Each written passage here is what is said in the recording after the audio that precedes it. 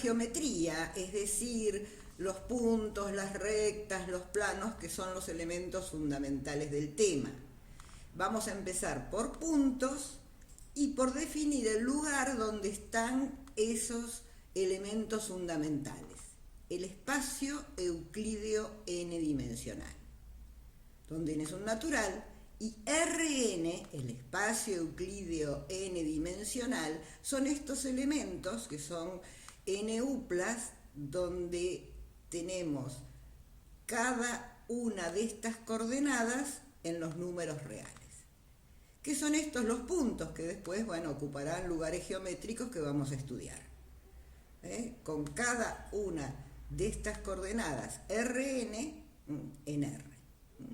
Empezamos entonces con puntos. Algunos ejemplos de espacios n-dimensionales. A ver, R2 tiene dos coordenadas reales. Pero esto nosotros ya lo estuvimos conversando y estuvimos ubicando puntos cuando estudiamos los números complejos. R3 tiene tres coordenadas reales. R4, 4 y así. Veamos la representación geométrica en R3. En R3 vamos a necesitar tres ejes. El eje X, el eje Y y el eje Z. Acá en este gráfico tenemos este semieje X es el positivo.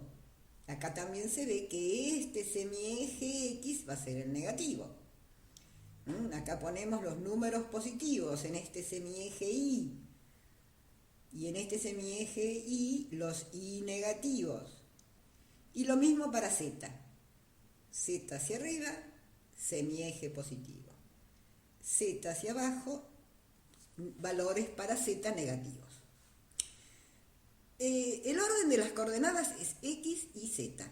Por ejemplo, este punto que está acá, este puntito. Nosotros decimos, bueno, ¿qué pasó acá? Tengo X vale 0, Y vale 1 y Z vale 1. ¿Eso qué quiere decir? Que sobre el eje X no movió, está en 0. 1 para Y y 1 para Z. Es este puntito que está ahí. Y así todos. Este es el origen, 0, 0, 0, para las tres coordenadas. Y hemos dibujado los puntos que ustedes ven aquí en el primer octante. Nosotros tenemos 8 octantes, pero hemos dibujado en el primer octante. ¿Cuál es el primer octante? Es el rincón de la habitación donde vos estás estudiando, donde el piso son las coordenadas X e Y, y esa línea que va para el techo es Z.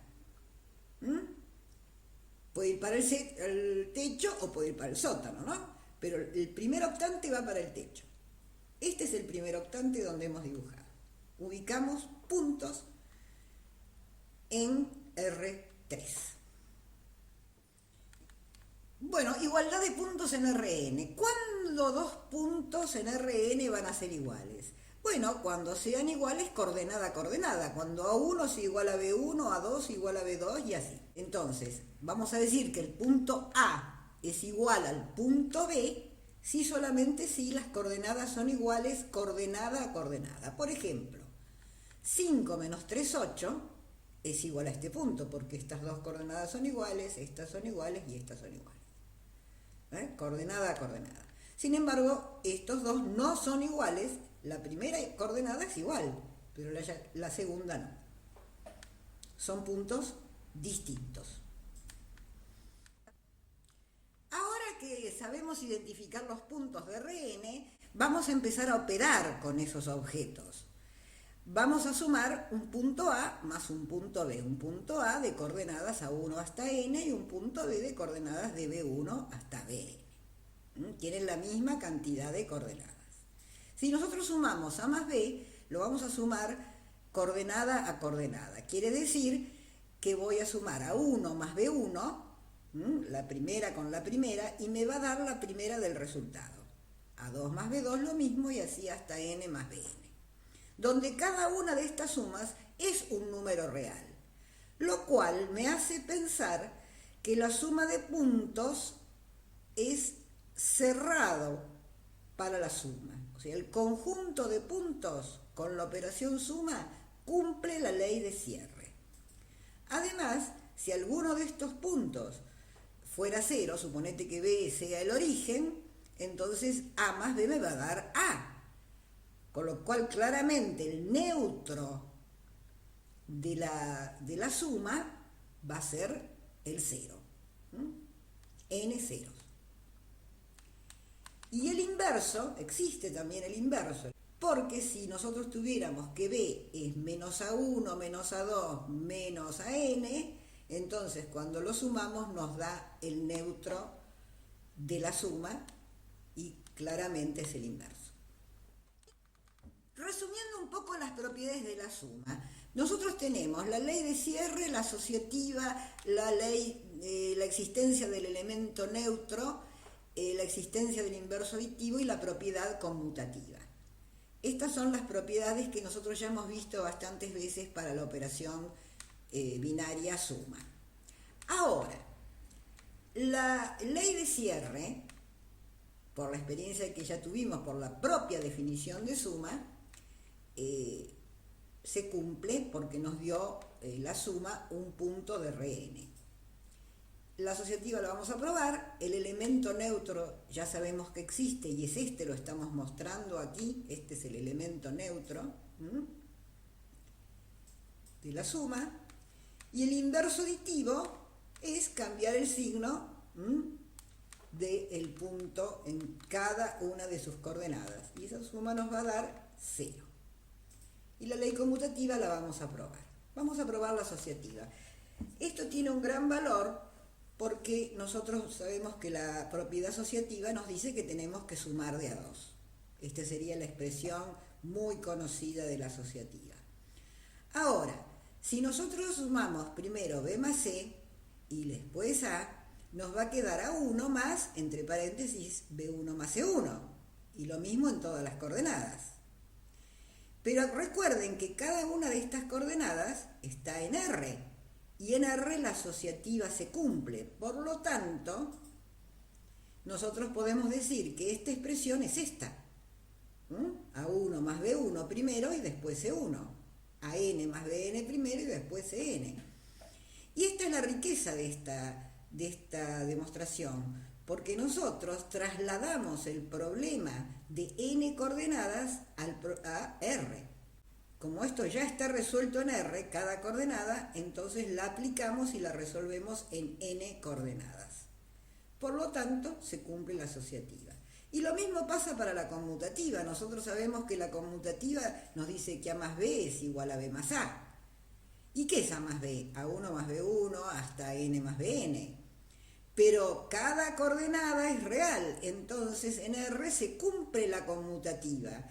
Y como se cumple la conmutativa, la vamos a aplicar en cada coordenada. O sea, donde dice A1 más B1, vamos a escribir B1 más A1. Y donde dice AN más BN, vamos a escribir BN más AN y así en todas las demás. Por lo tanto, se cumple la conmutativa.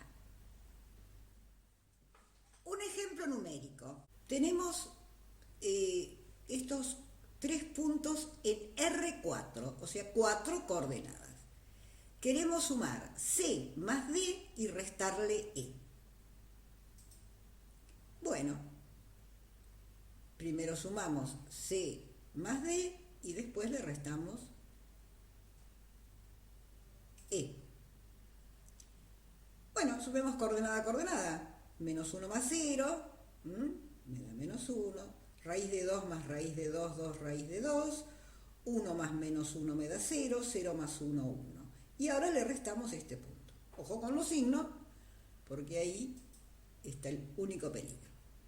Menos 1 menos 3 es menos 1 más 3, que es 2. 2 raíz de 2 menos 4, 2 raíz de 2 más 4. 0 menos 5, menos 5. 1 menos 7, menos 6. Así de sencillito. En las operaciones en Rn vamos a hacer una distinción muy importante. Vamos a distinguir los puntos de los escalares. Los números reales se llaman escalares. Esta palabra es importante. Tenemos puntos y tenemos números. ¿Qué podemos hacer con esta situación? Podemos hacer el producto de ese número, que se llama escalar, por un punto de Rn. Es un producto que se hace en Rn. Tenemos un punto con n coordenadas y un elemento alfa que es un escalar. Entonces se define el producto de este número por el punto multiplicando cada una de las coordenadas del punto por el número alfa. O sea, alfa por el punto es alfa por cada una de las coordenadas del punto. Y obviamente esto nos da un punto de Rn. Este producto se llama producto externo porque estamos multiplicando puntos por escalares. O sea, estamos multiplicando elementos que no he obtenido del mismo conjunto. Bueno, acá tenemos un ejemplo. Tenemos que el escalar es 2, está en R, y que el punto es 3, 1, que está en R2. A es 3, 1, que está en R2.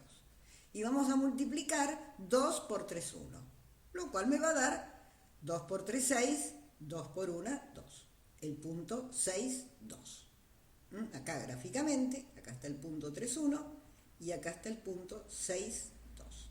Cada coordenada la he multiplicado por 2.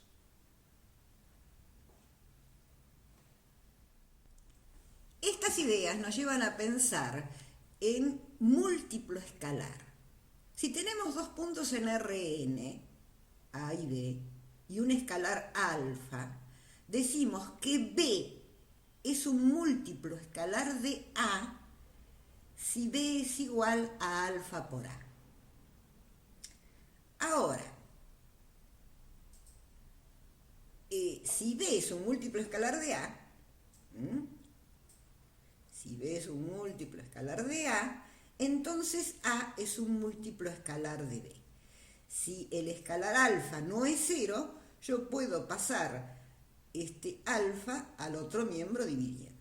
Así que B es múltiplo escalar de A si y solamente si A es múltiplo escalar de B. Veamos un ejemplo. Acá tenemos A y B. Entonces, si nosotros hacemos el producto del escalar por A, nos va a dar un múltiplo escalar de A. Pero esto es claramente, se ve acá, que si nosotros dividimos a B por 3, o sea, lo multiplicamos por 1/3 o por 1 sobre menos 3, mejor dicho, nos va a dar A. Este ejemplo muestra de alguna manera cómo se comportan los múltiplos escalares. Hasta ahora hemos multiplicado escalares por puntos, pero ahora vamos a multiplicar puntos por puntos. Vamos a multiplicar un punto A por un punto B, ambos de Rn, del espacio euclídeo n-dimensional. ¿Cómo vamos a definir ese producto? Lo vamos a definir así. Primero usamos esta notación. A, B, entre estos paréntesis como quebrados. Esta notación es para este producto. ¿Y eso qué nos va a dar? El producto de coordenada a coordenada de los puntos sumados. A1 por B1 más A2 por B2 más AN por BN. Observando simplemente esta definición, nos damos cuenta que el resultado de este producto es un número. Por eso se llama producto escalar. Se llama producto escalar porque el resultado de este producto es un escalar. Y se llama interno porque estoy multiplicando dos elementos de la misma naturaleza, dos elementos que he obtenido de Rn. Vamos a ver un ejemplo. Multipliquemos A por B con el producto escalar.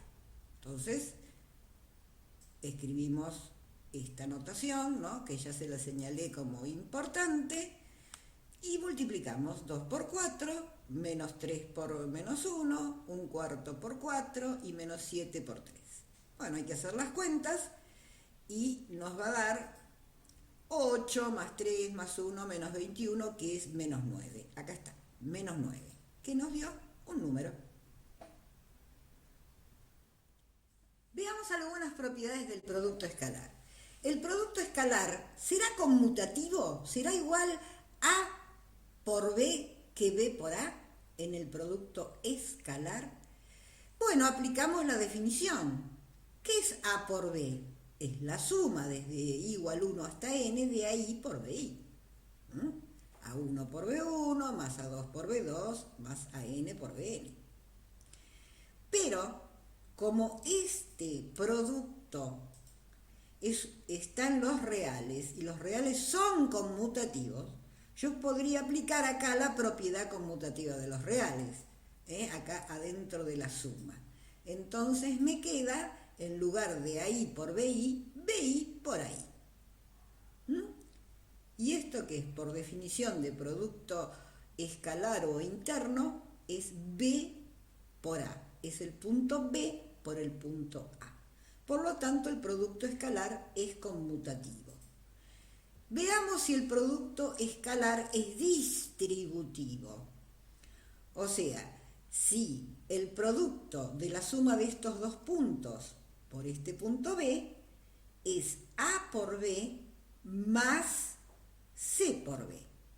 O sea, el producto interno de A más C por B tendría que ser igual al producto interno de A por B más el producto interno de C por B.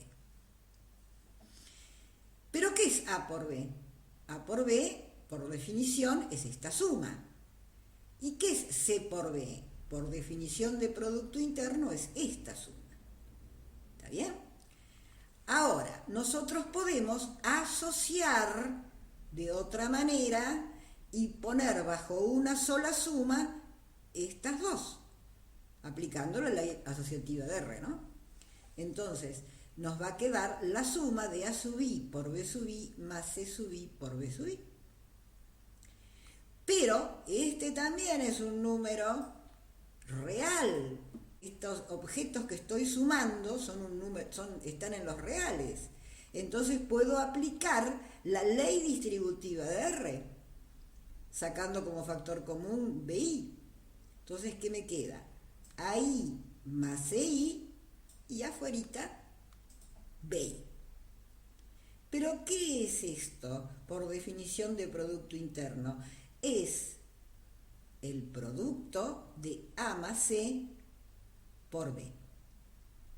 Entonces se cumple la ley distributiva en el producto interno.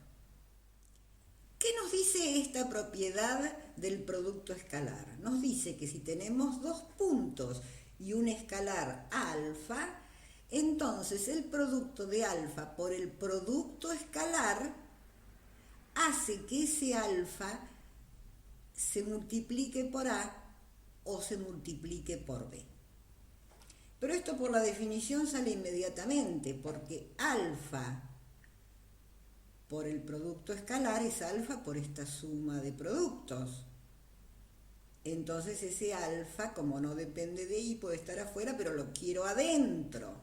Entonces lo asocio con A. Es una posibilidad, lo asocio con A. Alfa por A por B. ¿Y esto qué es? Es alfa por A por B, producto escalar. ¿Qué pasa si hubiera hecho lo contrario, hubiera asociado ese alfa con B. Bueno, me hubiera quedado A, producto escalar, alfa B. Pero hay que prestar atención porque si yo hubiera colocado alfa por A, producto escalar alfa por B, este alfa va a estar al cuadrado. Eso es obvio, ¿no? Si figura alfa por A y figura alfa por B, bueno, ese alfa está al cuadrado. Estamos claros que nosotros las gráficas las vamos a hacer hasta R3. Sin embargo, las definiciones y los cálculos los vamos a hacer en coordenadas mayores que 3. O sea, en R4, 5. Ahora, por ejemplo, vamos a calcular la distancia entre dos puntos. Se define la distancia entre esos dos puntos que están en Rn como, estos dos puntitos que tenemos ahí, como la raíz cuadrada de la suma de los cuadrados de las diferencias coordenada a coordenada. Así tenemos la raíz cuadrada de B1 menos A1 al cuadrado, más B2 menos A2 al cuadrado, y así hasta Bn menos An al cuadrado. Es claro que el orden en que reste no tiene importancia porque al estar al cuadrado no va a haber diferencia. El ejemplo lo vamos a hacer en R2. Como en R2 tengo dos coordenadas, será la raíz cuadrada de B1 menos A1 al cuadrado más B2 menos A2 al cuadrado. En el gráfico se ve, este es el punto A, que tiene coordenadas A1 y A2, el punto B, B1 y B2. Este segmento es B2 menos A2. Y este segmento es B1 menos A1. Entonces, la distancia entre estos dos puntos es la hipotenusa del triángulo rectángulo que tenemos aquí dibujado. Acá hay un triángulo rectángulo con un cateto B2 menos A2 y otro cateto B1 menos A1. Por Pitágoras, la medida de esta hipotenusa será la raíz cuadrada de este cateto al cuadrado más este cateto al cuadrado. Este es un ejemplo de la distancia que definimos en R2. Vamos a calcular la norma en Rn. ¿Qué es la norma en Rn? Es la distancia de un punto, la norma de este punto es la distancia de este punto al cero. Se define como norma euclídea a la raíz cuadrada de la suma de cada una de las coordenadas al cuadrado. Esto es como calcular la distancia al cero, porque A1 menos 0 al cuadrado es A1 cuadrado, A2 menos 0 al cuadrado es A2 al cuadrado, y así a n menos 0 al cuadrado es a n al cuadrado. Observen que la notación de norma es como la que usábamos en los complejos, ¿no? Y coincide con la raíz cuadrada del producto interno de A consigo mismo. Este es el producto interno de A por A. En un ejemplo, vamos a calcular la norma de este punto. Elevamos al cuadrado cada una de las coordenadas. Bueno, hacemos la cuenta y nos da la raíz de 43. Veamos dos propiedades de la norma. Tenemos un punto en Rn y decimos que la norma de ese punto es mayor o igual que 0. Por la definición está claro, porque la definición dice que es la raíz cuadrada no negativa de la suma de los cuadrados. Además, vamos a agregar que si la norma del punto es 0, entonces el punto es 0. Y si el punto es 0, entonces la norma es 0. Si el punto es 0, evidentemente la norma va a ser 0, así que la implicación hacia allá ya está. Ahora, por definición de norma tenemos esta raíz de suma de cuadrados, pero si la raíz es 0, la suma de cuadrados tiene que ser 0. ¿Y cuándo la suma de cuadrados es 0? Cuando todos los elementos de esa suma son 0. Quiere decir que los a sub i son 0 para todo i, por lo tanto el punto es 0. Ahí están las dos implicaciones. La segunda propiedad nos dice que la norma de un escalar por un punto es el módulo del escalar por la norma del punto. La norma de un escalar por un punto es la raíz cuadrada de este producto interno. Pero nosotros ya vimos que este producto interno es alfa al cuadrado por el producto interno de A por sí mismo. Entonces, distribuyendo la raíz, tenemos que la raíz cuadrada de alfa al cuadrado, que es el módulo de alfa, y la raíz cuadrada del producto interno de A por sí mismo, que es la norma de A.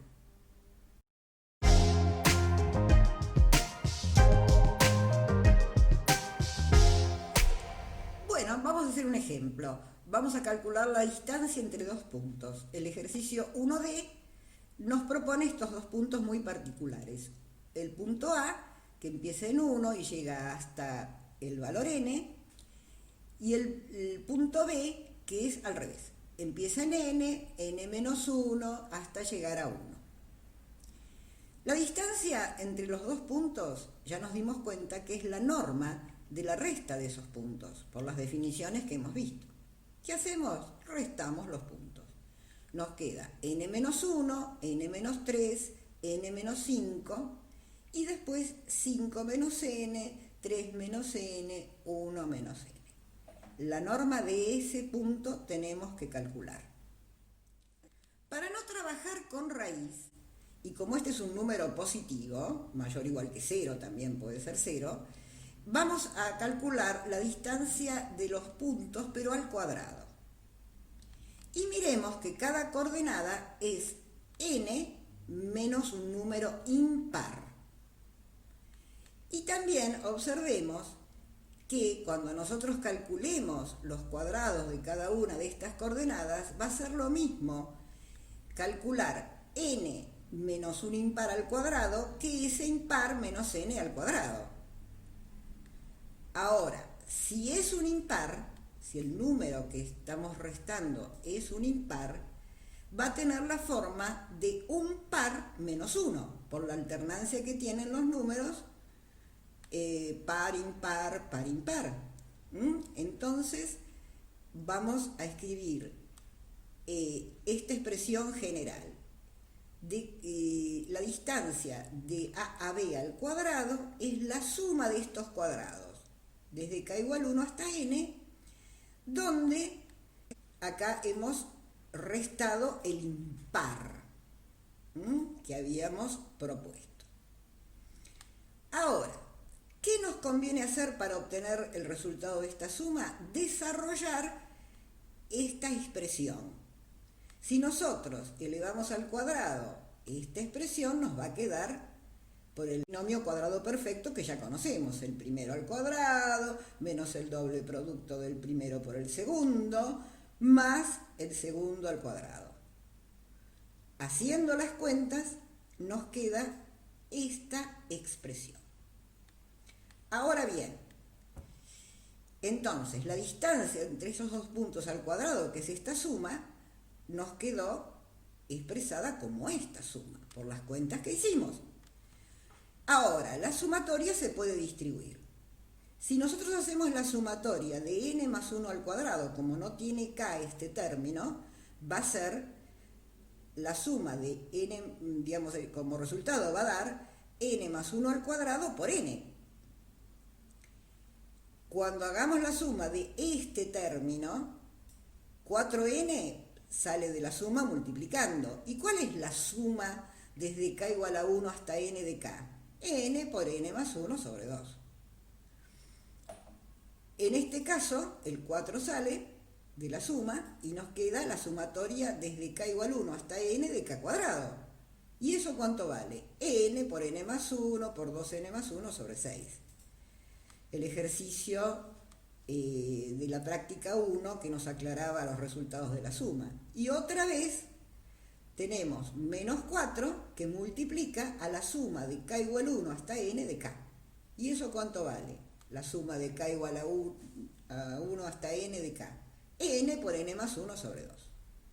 Haciendo las cuentas, finalmente la distancia cuadrada de A a B es este resultado. Para calcular la distancia de A a B tenemos que sacar la raíz cuadrada de esta expresión. A partir de lo que hemos estudiado de puntos, vamos a definir ahora vectores. ¿Qué es un vector? Un vector enidimensional es un par ordenado AB, donde A y B son puntos de Rn. En general se escribe así, también se usa esta notación, donde la flecha indica cuál es el origen del vector y cuál es la cabeza del vector. Y el par ordenado que resulta es este. La palabra ordenado acá tiene una gran importancia.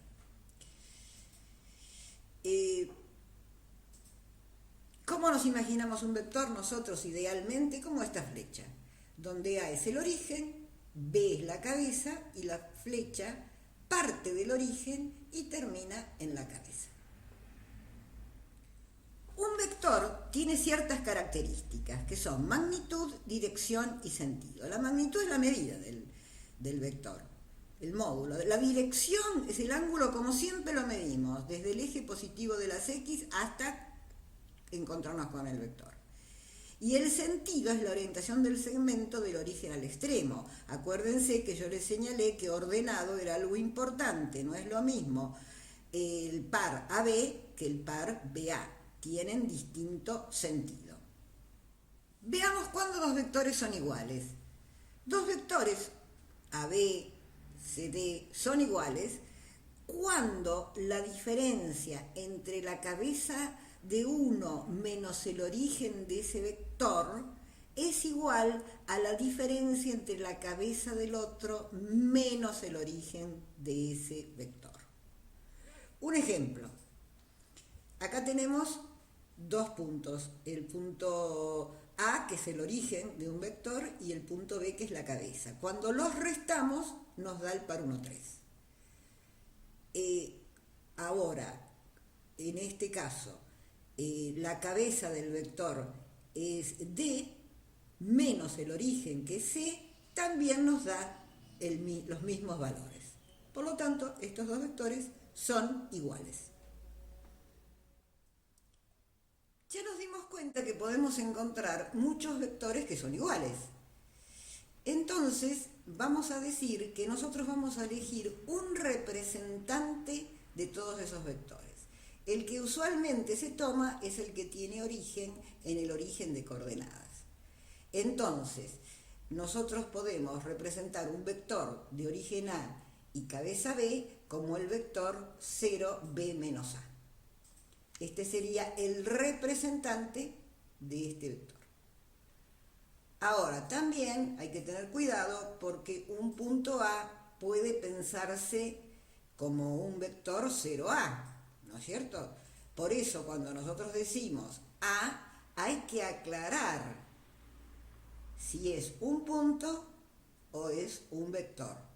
Y eso dependerá del contexto. Veamos ese representante en R2. Vamos a graficarlo en R2.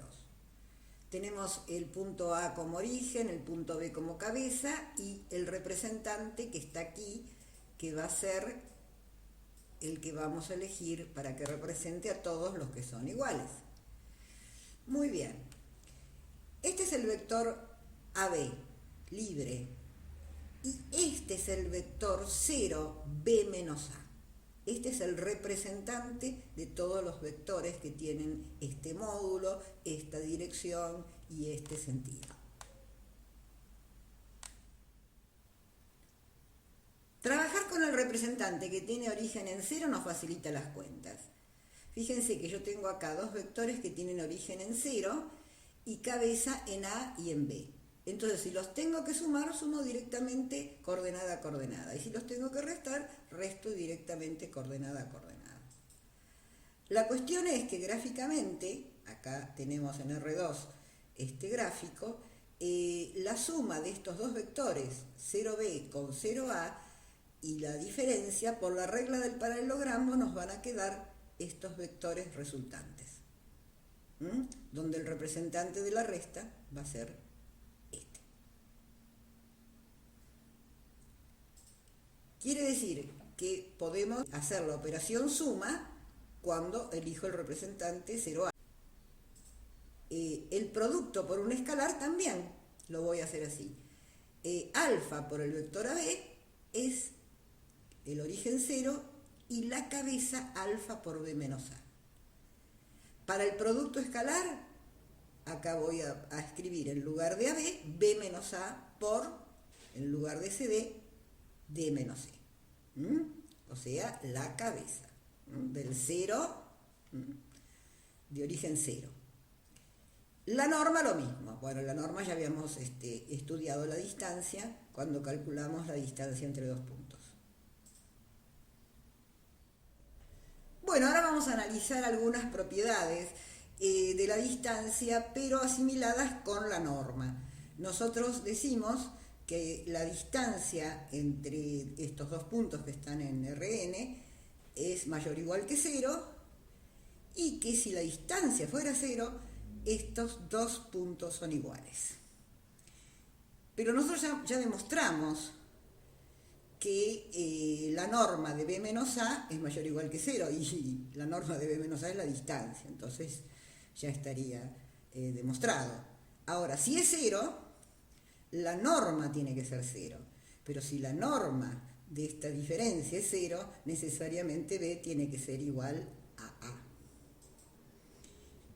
¿Es conmutativa la distancia? ¿La distancia de A a B es lo mismo que la distancia de B a A? Sí, porque la norma de B menos A es igual a la norma de A menos B, por la definición de norma, ¿no?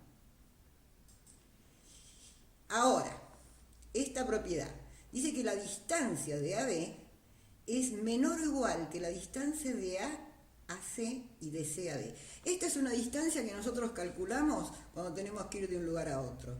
Generalmente, para caminar menos, elegimos la diagonal, ¿no es cierto? No los catetos, la hipotenusa elegimos. Entonces, eso es lo que nos está diciendo. Ahora, ¿cómo demostramos esto? La distancia, por definición, entre A y B es la norma de B menos A. Si nosotros restamos C y sumamos C, nos va a quedar la norma de B menos C más C menos A. Está claro esto, ¿no es cierto? He sumado un 0. Pero yo sé que la norma de la suma es menor o igual que la suma de las normas. ¿Por qué? Bueno, porque acá adentro puedo manejar números negativos y acá de ninguna manera esta suma me va a involucrar negativos. Entonces, al final, ¿qué hemos visto? Que la distancia de, en este caso, de C a B, más la distancia de A a C, es igual a la suma de estas normas. Por lo tanto, hemos demostrado esta propiedad.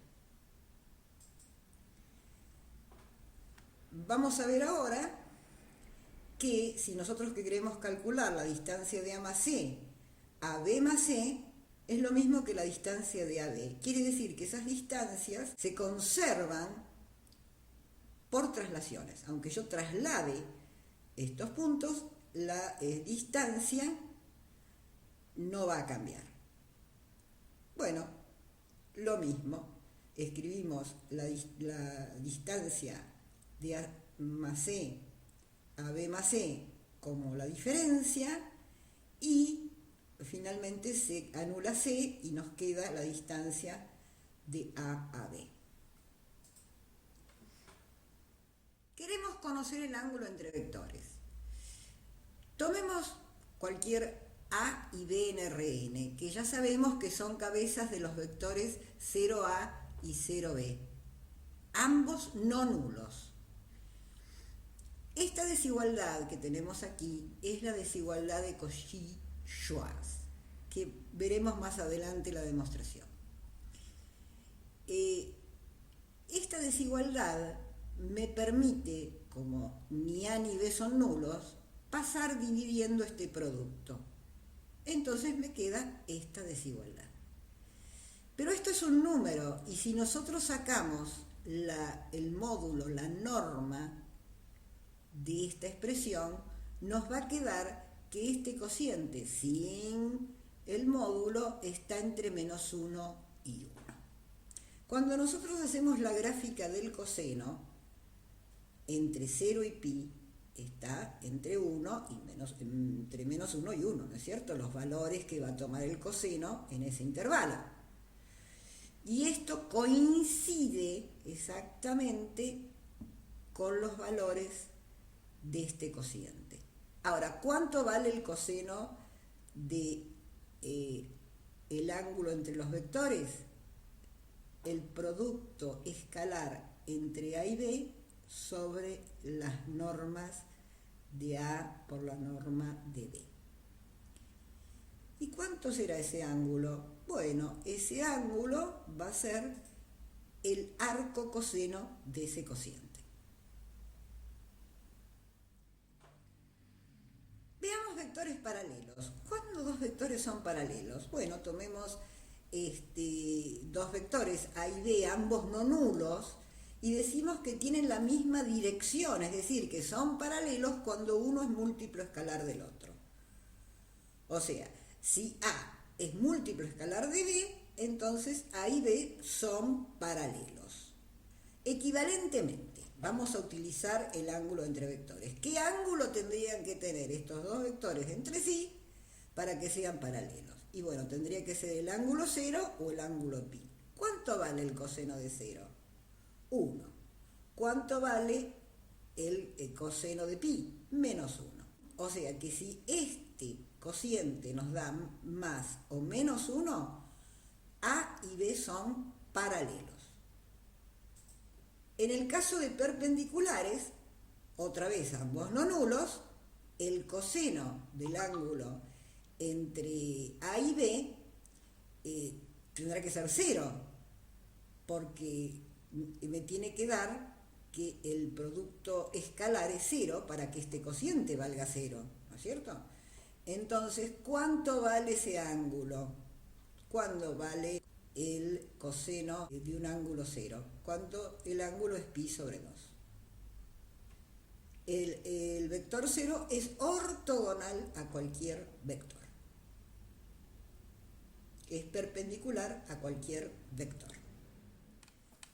La propiedad que vamos a ver ahora fue una propiedad que ya fue enunciada cuando estudiamos números complejos. Tomamos dos elementos de Rn y un escalar.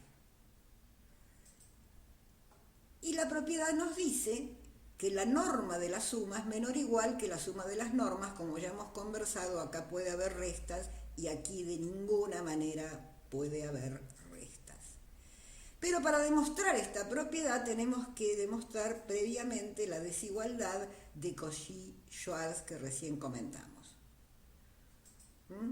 Nosotros sabemos que el coseno del ángulo entre A y B se expresa de esta manera, de donde podemos despejar el producto escalar entre A y B.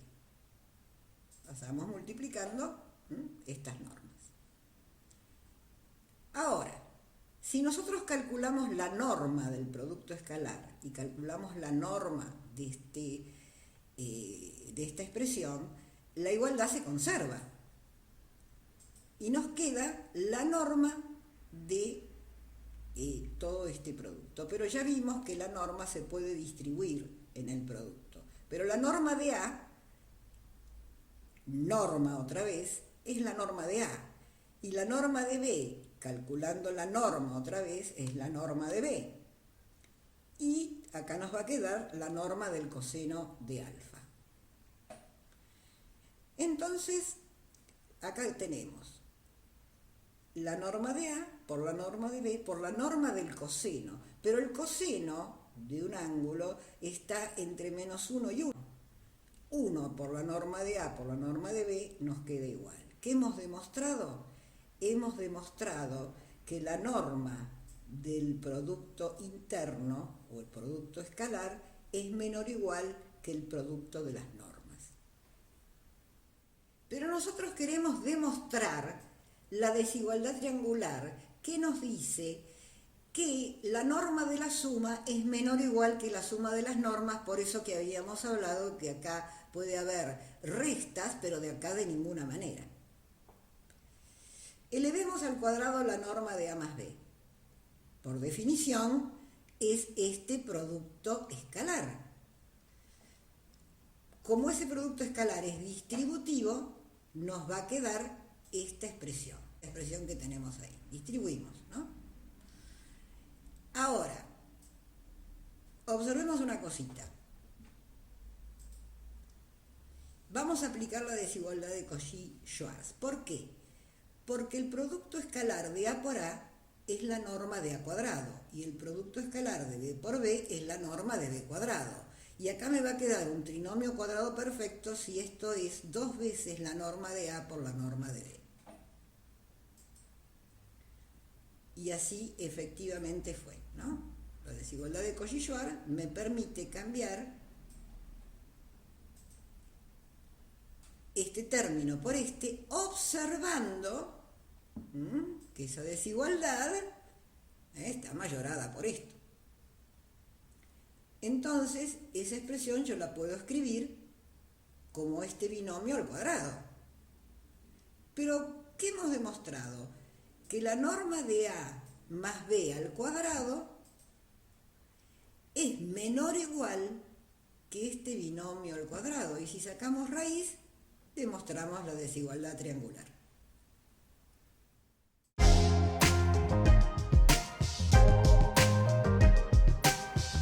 Retomemos la práctica en el ejercicio 2. Para los vectores y escalares de Rn y R dados, efectuar las operaciones que se proponen si están definidas o explicar por qué no están definidas. El tema es por qué no están definidas. Cuando nosotros vamos a sumar o restar o hacer un producto escalar, nos tenemos que fijar que los vectores tengan la misma dimensión. O sea, no puedo operar con un vector de R3 más un vector de R4, por ejemplo. Eso no lo vamos a hacer. Nos tenemos que fijar en que la dimensión coincida. Ahora, puedo multiplicar cualquier escalar por un vector de cualquier dimensión. No puedo dividir por 0 y tampoco puedo admitir raíces de números negativos porque estamos en R. Vamos a hacer este ejemplo. Tengo que hacer el producto escalar de f por g, f y g dados, menos gamma, que es también un escalar dado. Entonces, nos fijamos que tienen la misma dimensión. Puedo hacer perfectamente ese producto. Hacemos el producto entre f dado y g dado y obtenemos 21 medios, haciendo las cuentas. Ahora, 21 medios le tenemos que restar gamma, pero como gamma es menos 1, sumamos 1 y nos queda 23 medios. Perfecto. Una nueva operación nos proponen. La norma de D más alfa por C. Alfa por C siempre lo puedo multiplicar. Ahora, ¿puedo sumar estos dos vectores? O sea, D le puedo sumar alfa por C, sí, porque van a tener dimensión 3 ambos. Y después, bueno, calculamos la norma. Acá está D, multiplicamos alfa por C, nos quedan dos vectores de la misma dimensión, obviamente, los sumamos y calculamos la norma con la fórmula, lo cual nos da la raíz de 90 medios. Veamos el inciso D. Nos pide calcular el ángulo entre estos dos vectores. Vectores que tienen la misma dimensión. Nosotros vamos a aplicar la fórmula y empezamos a resolver por partes. Esto conviene porque si tengo que revisar, me conviene revisar ordenadamente. Hacemos el producto escalar entre D y C, que nos da menos 3. Y hacemos la norma de D, la norma de C, y hacemos el producto entre estas dos normas. Entonces, finalmente, armamos la fórmula como menos 3 sobre 13 por la raíz de 2. Este ángulo aproximadamente es 99,39 grados. En el inciso H nos propone calcular este producto, 1 sobre la norma de A por A. Este es un número, ¿no? Este que está acá es un número. ¿Puedo multiplicarlo por A? Sí, perfectamente. Pero el inconveniente está aquí. El inconveniente es este, que A es el 0, 0. Entonces la norma de A será 0 y no podemos dividir por 0.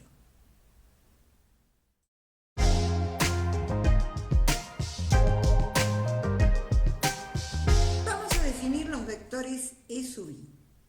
Con esta notación nosotros designamos los vectores que tienen todas las coordenadas iguales a 0 menos la I que es igual a 1. Todas ceros menos una que es 1. Y esa es la coordenada I, coincide con este subíndice. Por ejemplo, en R3, ¿qué sería E1? Un 1 y todos ceros. ¿Qué sería 2? Todos ceros menos en el lugar 2, donde hay un 1.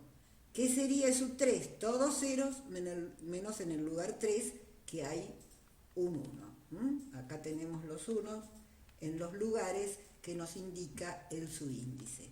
Y acá tenemos el gráfico de esos vectores. El ejercicio 3D propone que si A está en Rn, entonces la sumatoria del producto escalar de A por E sub I, todo eso por E sub I, nos va a volver a dar A.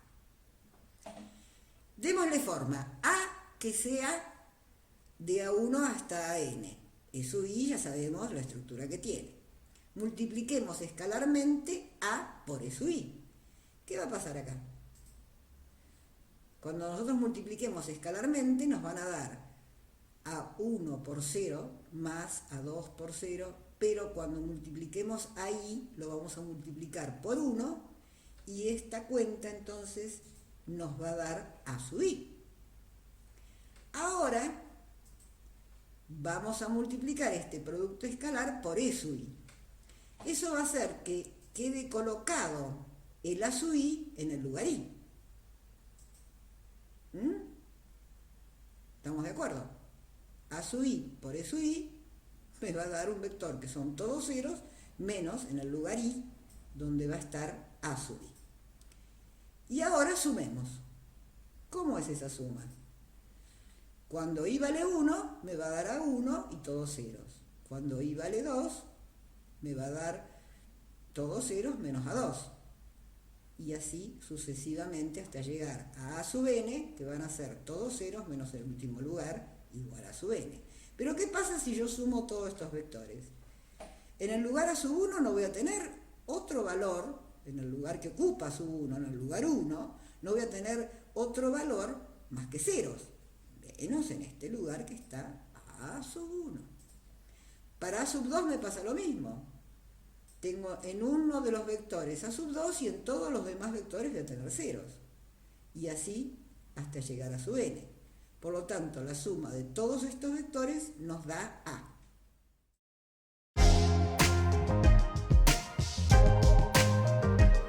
El ejercicio 4 nos pide demostrar que los puntos en el espacio dados A, B y C son los vértices de un triángulo rectángulo. Nosotros para demostrar que hay un triángulo rectángulo, tenemos que probar que uno de los ángulos interiores de ese triángulo mide 90. Pero a mí no me sirven los puntos. No me sirven estos puntos. Yo necesito calcular ángulos entre vectores. Y tengo que tener cuidado que esos vectores tengan origen común.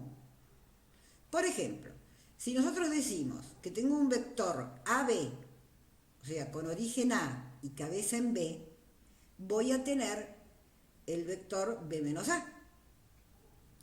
Si tengo otro vector, lo voy a elegir con origen A y cabeza en C, y voy a tener el vector C menos A. También puedo decir otras posibilidades, que tengo origen en B y cabeza C, o que tengo origen en B y cabeza A. Nosotros hicimos varias pruebas con estos puntos y nos dimos cuenta que los lados del triángulo que forman, que son los catetos, ¿no es cierto?, del ángulo de 90 grados, son estos dos. Origen A, cabeza en B, origen A, cabeza en C. Y ahora sí puedo calcular el ángulo entre estos dos vectores. Acá explicamos, ¿no es cierto?, cómo lo transformamos en vector. El ángulo entre esos dos vectores tiene que ser cumplir que estos dos elementos en un producto escalar me den 0. Porque acuérdense que si el producto escalar me daba 0, el ángulo era pi sobre 2. Entonces, el ángulo entre estos dos vectores es pi sobre 2 y tenemos un triángulo rectángulo.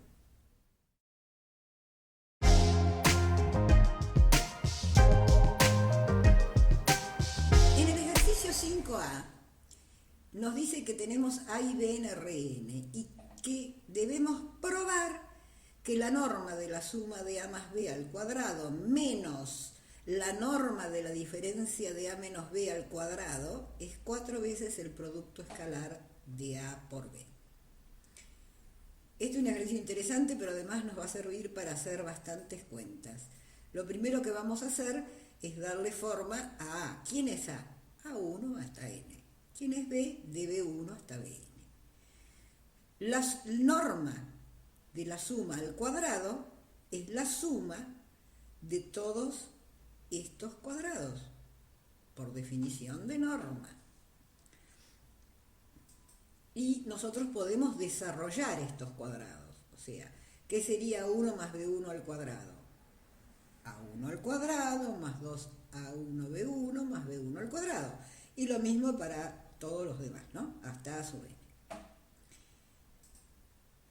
La diferencia de A menos B en norma al cuadrado va a ser la suma de los cuadrados de estas diferencias, que nosotros también podemos desarrollar, donde nos va a quedar, como aquí hay un menos, nos va a quedar menos el doble producto en todos los casos, ¿no? Ahora vamos a reunir en lo que nos indica el primer miembro de la demostración.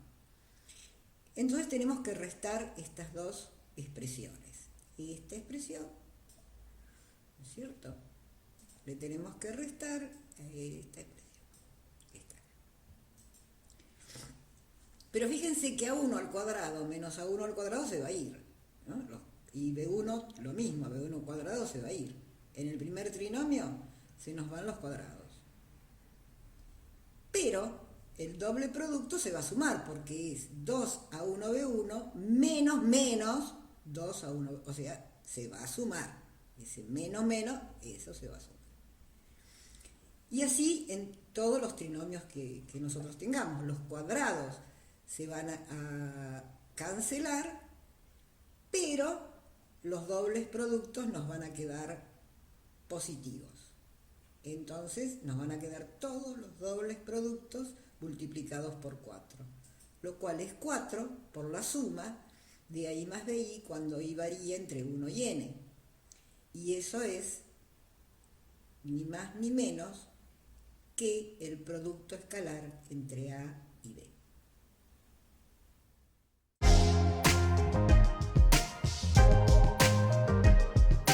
El ejercicio 6. ¿Cuáles de los segmentos de rectas dirigidos PQ son representaciones geométricas del vector A? Si las coordenadas de PQ están dadas por distintos casos, ¿no? Ahora, un segmento de recta dirigido PQ quiere decir que tiene origen en P y cabeza en Q. Y queremos ver cuáles de esos segmentos dirigidos son representaciones de este vector dado, 2, 3, menos 2. Muy bien. Si P es 2, 0, menos 1 y Q es 4, 1, 3, ¿qué vamos a hacer? Lo vamos a restar. A Q que es la cabeza, le vamos a restar P, que es el origen. Y me dio 2, 1, 4. No es A. Otro caso. P tiene estos valores y Q estos otros. Los vamos a restar. Q menos P. Nos dio este vector. No es A. Y en este caso, Q y P están dados por estos valores. Entonces, a ver, 6 menos 4, 2. Qué bueno, 2, ¿no? 1 menos 2, 3. Pinta muy bien. Y menos 1 es menos 2. Entonces, este segmento dirigido PQ sí es representante de A.